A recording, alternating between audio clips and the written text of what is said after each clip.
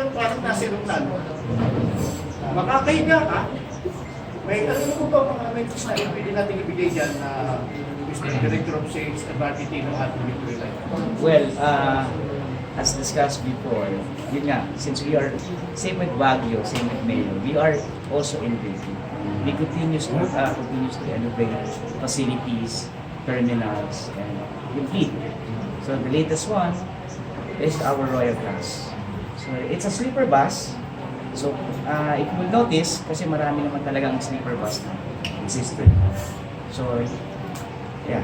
So yung sleeper bus, the differentiation ng sleeper bus ng Victory Line, it's like you are entering a capsule. So I would like to commend your Volvo team and Olo Delta for giving us that opportunity to have it tagged as part of Victory Line. We have 10. We have 10. So, pero we give Baguio 3 units per Baguio. So, I would like to invite people to ride with us. Try niyo po yung aming Royal Class. For now, kasi hindi pa nag-ooperate exactly yung Royal Class. But in due time, we'll start with the actual operation. So, perhaps next week.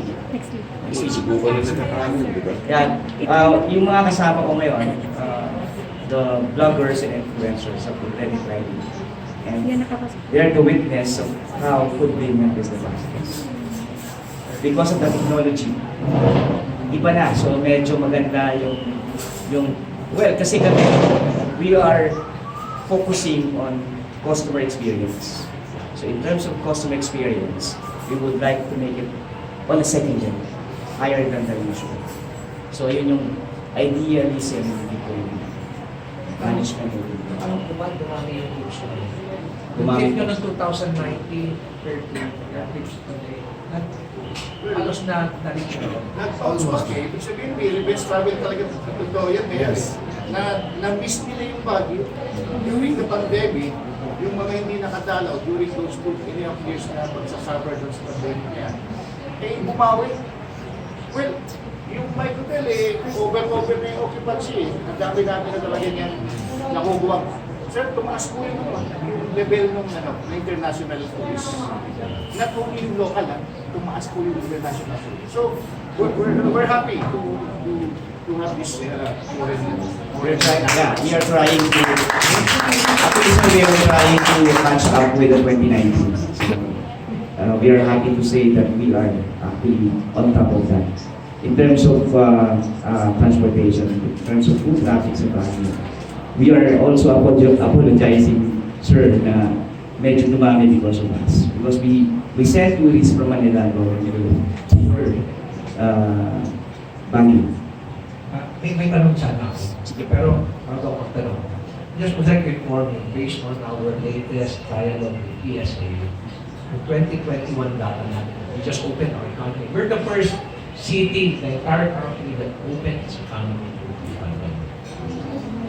We were so confident because the way we managed the pandemic. So, our growth domestic product, we have the highest of the entire country, 9.9%. Wow. Higher than the national 5.7%. So 9.9%. And for 2022, we expect na baka mahit pa natin yung 10% sa ating growth. And the latest news is that yung Texas Instrument, yan tayo last month, they're going to expand. Now they're going to infuse about $300 million for the expansion of Texas Instrument. And then yesterday, the manufacture of all these hydraulic systems for the aircraft all over the world. In fact, the whole plant here is the biggest outside of the United States. They've hired about 400 additional employees. They're getting bigger, producing more. Ibig sabihin, good news for the city. And so, Mayor, in line with this po, in line with our GDP, earlier this week po, na-announce po na isa po ang Baguio City sa mga richest city in the whole Philippines po. Ito po bang tourism is one of the driving force rin po as to why we, in income generation po, sir? Incontrovertible na yan. Ang driver ng economy ng Baguio City is tourism.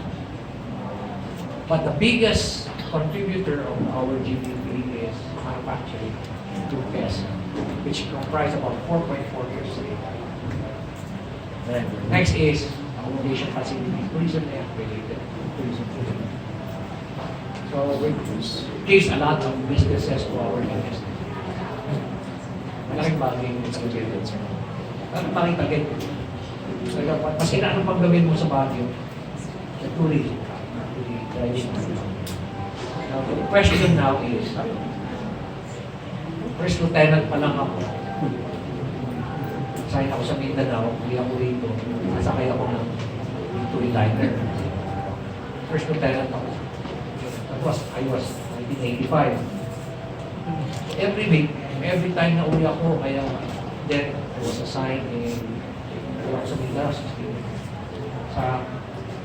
Lagi na sinasakyan ko victory. Ang magtitestigo niya yung mga stewards na yun. Hanggang naging general ako, victory pa rin ako. Nagtataka lang ako, bakit wala akong miles?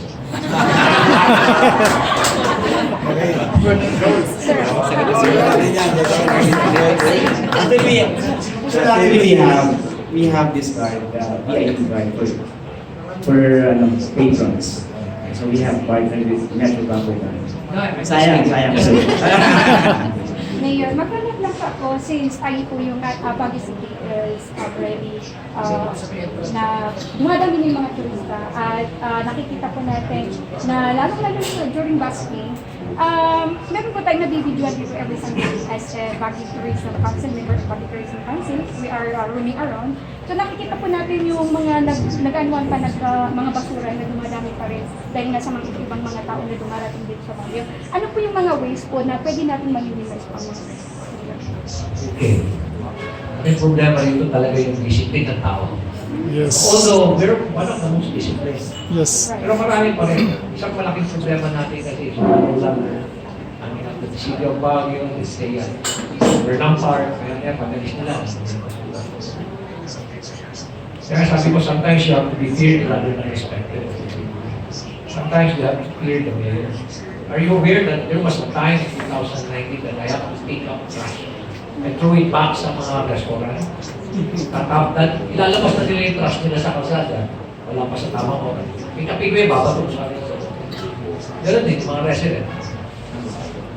Minsan, kailangan mong gawin. Kanina nga, may report sa akin na naman, nandiyan na naman yung mga magtatao. Tinotolerate ko na nga sila. Tapos, yung mga discard nila, talaga na naman nila sa akin. Sometimes, I have to be rude. I have to be ruthless. I have to do it just to send a strong message. We need discipline. The city of Baguio. You cannot be disciplined. Then we might as well bring in people who are disciplined and get out. We're doing everything to make people a better place, make us a better place. Improve Baguio. There's even a movement that says the Baguio that we want. So, kailangan yun na i-deliver namin. Yun ang expected sa akin as the mayor of the city of Baguio. So, I'm really very sorry sometimes. I have to be, I would say, ruthless sometimes, cruel sometimes. You have to do what you have. So, probably you have seen the proof of concept. We now have this big bid. Nakita nyo na yun. This is just a proof of concept. Ngayon, ang problema lang, pag pinesent mo sa City Council, hindi na naman. Alam mo na, may mga City Councilors tayo dyan na sana gamitin lang nila yung common sense nila. Acceptable na sana yun. Kaya lang, may mga councilors tayo na sobrang analysis. Leads to paralysis. Can you just imagine every day you leave your garbage, then the rains comes, emission, toxic, penetrates the groundwater. Hindi nila nakikita yun. They always think about yung gagas to save. It's not yung expenses, yung cost. Doon sila pa rin. Will be able to generate traffic. Hindi yun eh. It's about the environment. Yun ang lagi ko sinasabi na sa iba. It's about the environment. Let's decide as quickly as we can. Dapat we have to decide fast. Kaya lang, wala. Magal. Meron pa dyan na, ay kailangan pa ng feasibility study. Meron na ng feasibility study. Meron pa feasibility. Kaya dapat talaga, it's not politics, but we need young people dyan sa county. Kaya Pag yung mayor nyo, palitan nyo na rin ng young. So, for the city of Baguio, for the people of Baguio, we want young leaders in Baguio.